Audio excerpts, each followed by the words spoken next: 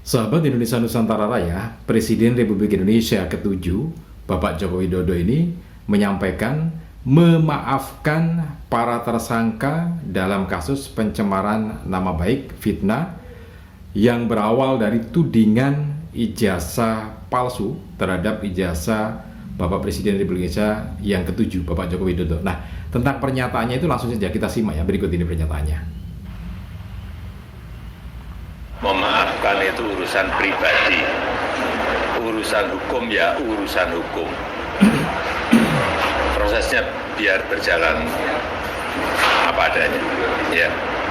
Ya kalau diminta oleh yang mulia hakim, saya akan datang, terutama untuk menunjukkan ijazah asli dari SD, SMP, SMA. Jadi itu sampai pernyataan yang S1. disampaikan oleh Presiden Republik Indonesia yang ke-7, Bapak Joko Widodo, tentang memaafkan para tersangka dalam kasus tudingan ijazah palsu terhadap ijazah yang dimiliki oleh Presiden Republik Indonesia yang ke-7, Bapak Joko Widodo, yang kemudian menjadi kasus fitnah dan pencemaran nama baik.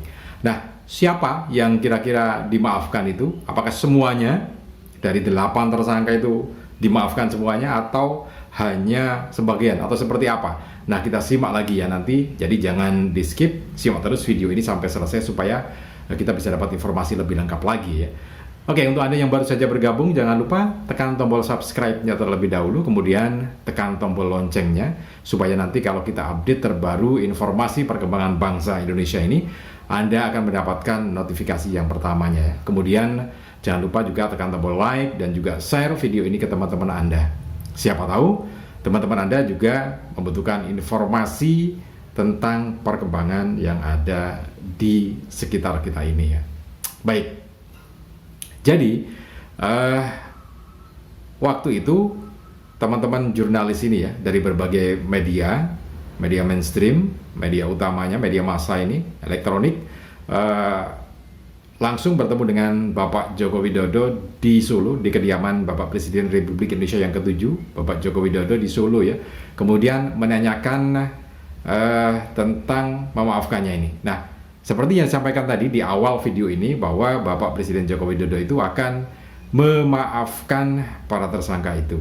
Tetapi proses hukumnya akan terus berlanjut ya. Jadi dimaafkan itu kan secara pribadi ya, secara person to person.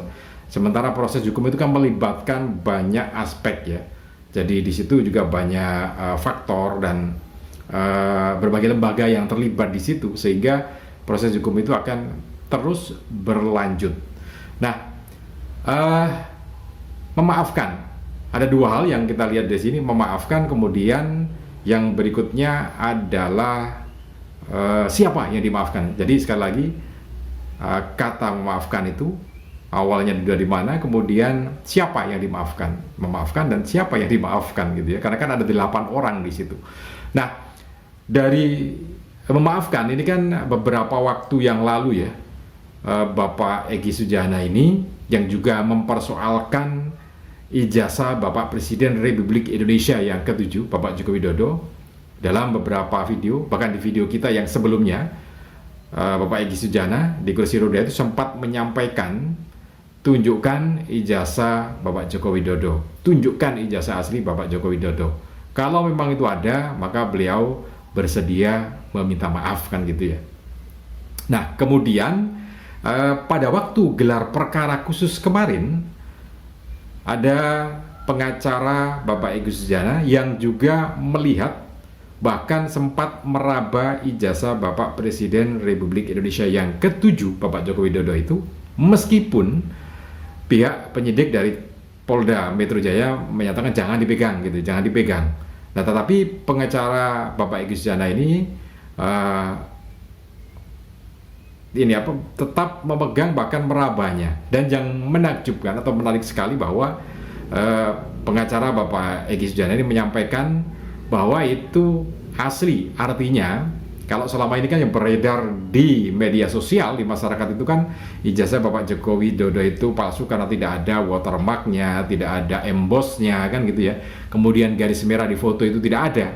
Kan itu yang beredar di media sosial. Maka pengacara Bapak Egy Sujana ini memastikan itu ada watermarknya, ada embossnya, kemudian juga lintasan merah atau stempel di depan foto itu juga ada gitu ya.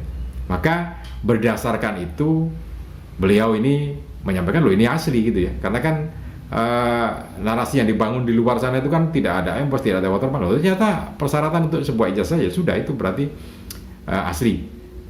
Nah, itu yang disampaikan pengacara Bapak Egy Sujana ya. Kemudian berikutnya terkait dengan pernyataan Bapak Egy Sujana sebelumnya, ini kan masih linier gitu ya. Sempat menanyakan kepada Bapak Presiden Republik Indonesia yang ke-7, Bapak Joko Widodo, kemarin pada waktu bertemu itu, para awak media, apakah memang terbuka untuk memaafkan? Maka dijawab beliau, ya terbuka untuk memaafkan gitu ya. Artinya ya linier. Jadi ini seperti sebuah puzzle gitu yang berkelanjutan gitu ya. Nah, untuk Bapak Egy Sujana dan mungkin juga tersangka yang lainnya, karena kan tersangkanya ada 2 klaster, 5 orang. Klaster pertama itu termasuk Bapak Egy Sujana itu, kemudian klaster kedua yang ada 3 nama itu Roy Suryo, kemudian Dr. Tifa, dan juga Dr. Rismond. Nah, ada 3 orang ini. Nah, di berbagai media itu terekspos ada 3 nama yang tidak bisa dimaafkan gitu ya. Seperti yang kita lihat ini, ada eksposnya bahwa ada 3 nama yang tidak dimaafkan. Artinya 8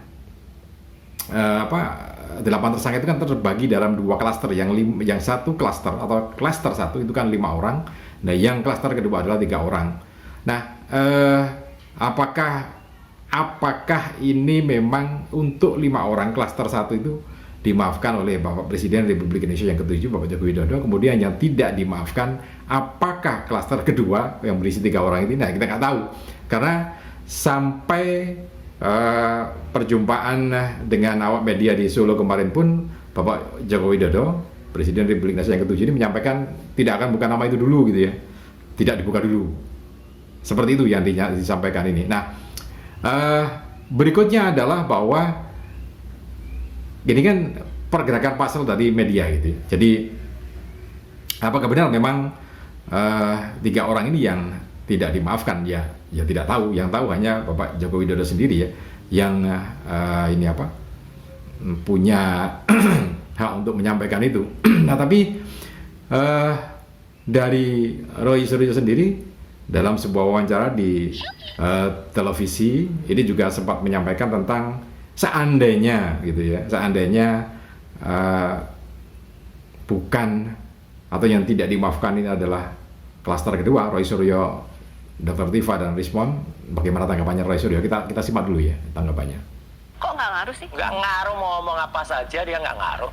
Omongannya dari dulu kayak gitu aja. Maksudnya ada maaf dan tidak maaf tidak berpengaruh untuk Mas Enggak Roy? sama sekali, omongannya lewat aja. Dulu juga ngomong dia di depan, saya tidak melaporkan nama, tapi saya hanya melaporkan peristiwa. Bohong. Ketika gelar perkara khusus ternyata nama-namanya dilaporkan, pasal-pasalnya juga kan bohong lagi orang itu. Kemudian tadi dia berkata kan, saya nanti akan tunjukkan ijazahnya. Ya jelas ijazahnya udah nggak di dia kok. Bohong lagi kan? Itu ijazahnya kan katanya kan sudah disita oleh Polda Metro tanggal 23 Juli. Waktu ngobrol eksklusif khusus dengan Mbak Friska itu kan awal Desember itu kan dia juga bohong. Ijazahnya saya pegang. Kalau Gimana maksudnya bisa pegang ijazahnya? Oh, ijazahnya udah disita. Bohong terus orang ini. Kalau misalnya menunjukkan dalam konteks di persidangan menurut Mas Roy, kalau ditunjukkan dalam misal barang bukti yang sudah Ngapain ada. kalau ditunjukkan? Kalau ditunjukkan kemarin harus diperiksa. Makanya kita juga kemarin mengusulkan dan insya Allah itu rakyat Indonesia. Jadi itu tanggapan yang disampaikan oleh Roy Suryo ya. Jadi nanti akan kita lihat dalam persidangan. Karena kan kalau kata memaafkan ini kemudian dimaafkan secara pribadi gitu ya, secara person to person, kemudian proses hukum berlanjut. Nah, apakah itu memang ada konsekuensi hukum dari memaafkan itu? Artinya bisakah mereka akan terbebas dari tuntutan hukum ya? Karena kalau kita melihat pasal-pasal yang disematkan dalam laporan itu memang sangat sangat mungkin berat gitu ya, karena kan ada di pasal 310, 311 itu kan pencemaran dan juga fitnah gitu ya, 4 sampai 5 tahun kan gitu ya ancamannya, 9 tahun ya. Kemudian ada yang melalui undang-undang ITE itu yang berat 12 tahun gitu kan, 12 tahun penjara, itu kan jadi berat gitu ya. Oke, mudah-mudahan ini jadi pelajaran kita semua untuk lebih berhati-hati lagi gitu ya, yang harus kita lakukan dalam bermedia sosial, baik menuliskan atau menyampaikan aspirasi kita untuk bisa lebih pandai, lebih cerdas lagi, lebih waspada lagi, tidak sembarangan gitu ya. Oke, terima kasih, salam dan sukses selalu untuk kita semua.